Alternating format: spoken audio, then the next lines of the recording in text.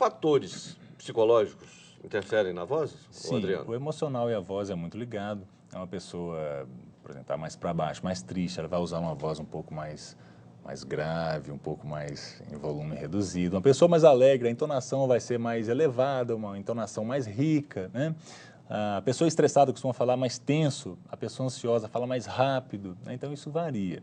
Então, assim, pode ser o que quiser. É bom administrar para não deixar que o emocional influencie de forma negativa a sua voz, especialmente no ambiente de trabalho.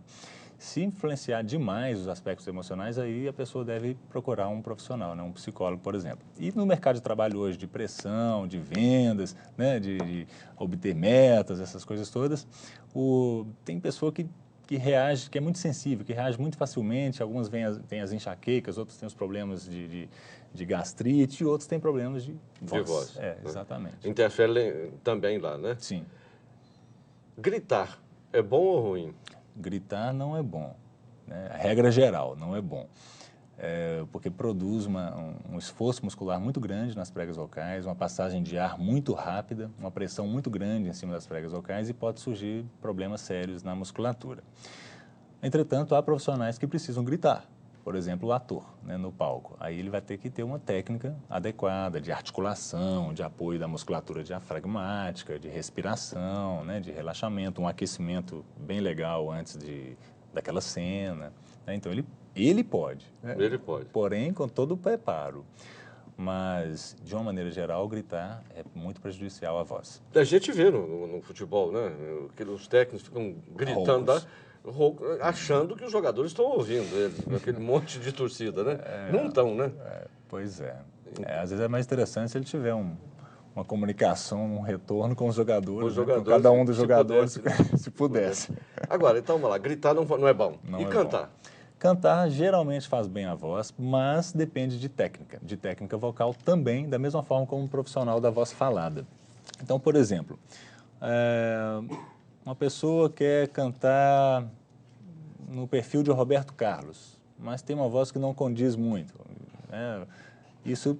Por exemplo, a sua voz, por exemplo, você tem um tom de voz mais grave. Sim. Você não conseguiria cantar do tipo do Roberto Carlos, o tom mais baixo? Seria isso que você está dizendo? Em tonalidade grave, sim. Eu talvez até conseguisse, porque ele não tem uma voz aguda. Para mim seria difícil cantar, por exemplo, já que eu tenho uma voz mais grave, tentar imitar um Edson Cordeiro, né? Aí seria mais difícil. Mas cantar faz bem, desde que com técnica, né? Uma técnica boa. Geralmente, às vezes, cantores sertanejos, a gente vê muita tensão muscular na região de pescoço, de ombros, canta com muito esforço, né? Aquilo é o quê? É uma falta também de técnica. Tem uns que parece que estão até com dor de barriga, né? Cantando. Aquilo ali faz mal, então, para as cordas. Sim, faz mal. Cantar sob tensão muscular não é legal. Então, é desenvolver técnica adequada, né? Um cantor de coral, por exemplo, se o professor classificou a voz dele como, um professor de canto, classificou a voz dele como voz de soprano, mas mudou de coral, e no outro coral começou a cantar com um contralto, né, que é uma voz mais grave, uma tessitura mais grave, e isso vai gerar um ataque na musculatura também, e se for algo repetitivo, gerar um problema. Então, cantar faz bem com técnica. Seguintes fatores, eu vou citar alguns, né, interferem na voz. Né? Cigarro, você já disse. Sim. Álcool. Sim. Aí vamos lá. Drogas, aí você continua. Certo, ok. Só voltando um pouquinho, o álcool ele tem um efeito anestésico, né? Então a pessoa, ele pode até criar mais coragem para subir num palco, né? Num videokê, para cantar, mas vai ter um risco nos agudos. Ele poderá desafinar mais facilmente, vai forçar mais facilmente, porque o álcool ele tem um efeito de anestesia na região laríngea. Tipo gengibre lá. Tipo gengibre lá, exatamente. As drogas, cada uma vai ter um efeito diferente. A maconha, ela deixa a boca mais seca, a fala fica um pouco mais arrastada, né? As pregas vocais vai ter um efeito também de inchaço, né? Então, isso varia muito. Um outro item, alergias. As pregas vocais incham também, então é preferível a pessoa procurar um médico, otorrinolaringologista ou um alergista para poder tratar, hidratar bastante, repousar a voz, né? Um outro item, vestuário, que nós falamos um pouquinho, a questão de golas muito apertadas, gravatas muito apertadas, cintos. As mulheres com aquelas cintas, os homens com um cinto para apertar a barriga. A barriguinha lá. Bom, isso também interfere, porque às vezes comprimiu essa região abdominal, com o cinto muito apertado, interfere o músculo diafragma a jogar o ar para a voz, por exemplo, né? Então são fatores que influenciam sim. Prática esportiva, caminhada, natação é bem-vinda porque desenvolve a respiração e uma vez desenvolvendo a respiração vai ser melhor para a voz. Entretanto, não usar a voz simultaneamente à prática esportiva. Uma musculação, por exemplo, está lá contando, né? 1, 2, puxando o peso e contando ao mesmo tempo, né? Então, pelo que você está dizendo, é que o que o pessoal faz na academia, aquelas músicas altas e gritando, não é bom para a voz, é bom para o corpo só. Para o corpo, sim, mas para a voz não vai ser muito legal, não. Então, para a gente terminar, Sim. o Adriano, infelizmente, né?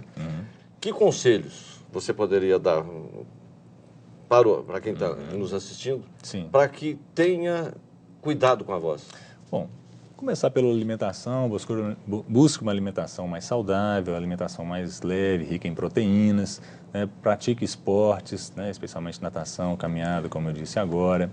Pode cantar bastante, desde que sem forçar, né? Com técnica adequada. Se você trabalha com a voz, você aprenda a fazer exercícios vocais da forma adequada, o aquecimento vocal, que são os famosos exercícios de vibração de língua, né? Você brincar com a voz assim, ó. Vou dar um exemplo, quer fazer isso aqui, por exemplo.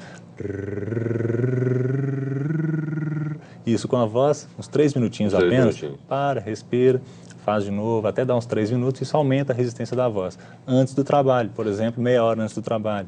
Trabalhou bastante 6 horas direto, faça um desaquecimento vocal. Você que é professor, você que é do telemarketing, você que é da vendas, então você faça um desaquecimento também. Muita gente esquece de fazer o desaquecimento. O desaquecimento é parecido, é isso aqui, é simples também.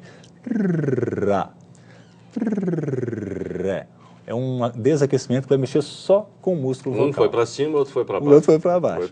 Então, existem outras formas de aquecer e desaquecer que depende de uma avaliação da técnica vocal que a pessoa utiliza. Aí procure um fonoaudiólogo, né? Muito obrigado, Adriano Neves Gomes, pela sua participação. Adriano Neves. Neves, pela sua participação no programa Opinião Minas. A todos, muito obrigado.